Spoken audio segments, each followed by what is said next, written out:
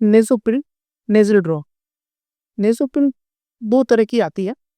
First आती है एक तो नेजोपिल पेडियाटिक और दूसरी आती है नेजोपिल एडल्ट।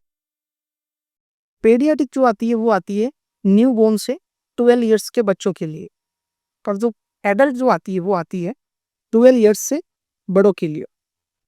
इसमें जो कंटेन आता है दोस्तों वो आता है ज़ाइलोमेटाज़ोलिन, और इसको जो कंपनी मैन्युफैक्चरिंग करती है वो है पिल फार्मा। इसका जो यूज होता है दोस्तों वो होता है ब्लॉक नोज को खोलने के लिए, नाक जो बंद हो जाता है उसको खोलने के लिए।